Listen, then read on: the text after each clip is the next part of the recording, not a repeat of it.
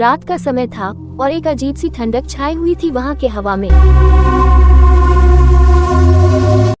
विक्रम और मीरा एक ताजगी से भरी रात के लिए एक भूतिया मकान में घुस गए थे। दोनों जमाने से चोरी छुप के अपनी हवास को पूरा करना चाहता था और अपने अपने चोंच में डुबकी लगाए दर दर के जा रहा था। मीरा का हृदय धड़क रहा था, लेकिन वह अपने ध्येय को छुपा रही थी। विक्रम हमेशा की तरह अपने आत्मविश्वास में बहुत था और बोला, हे, इसमें कुछ भी नहीं है, सिर्फ एक बात का डर है, अज्ञात।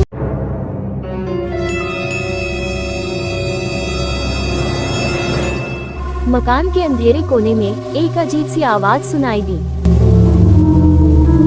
मीरा ने विक्रम को देखा और कहा, क्या ये सिर्फ हवा का हलचल है या कुछ अधिक है?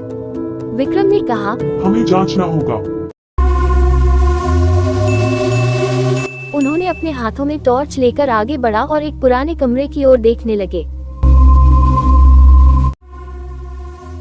वहां उन्हें एक पुराने समय की छाया में खोया हुआ संगीत सुनाई दी, जैसे कोई वीणा बजा रहा हो। मीरा ने विक्रम से कहा, यहाँ कुछ गौन वाला महसूस हो रहा है। विक्रम ने टॉर्च की रोशनी में एक पुराने पियानो को देखा जो अपने आप में बज रहा था। धीरे धीरे बढ़ते हुए उन्होंने एक भूतिया आदमी की छाया में देखा जो संगीत में लिपटा हुआ था। विक्रम की आंखें बड़ी हो गईं। क्या ये हमें दिखाई दे रहा है?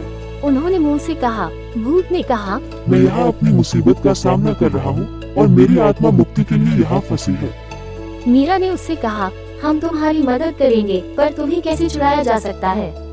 भूत ने कहा, मेरी आत्मा को शांति की आवश्यकता है। तुम्हें एक पुराने खोजने की आवश्यकता है जो इस समस्या का समाधान कर सकता है।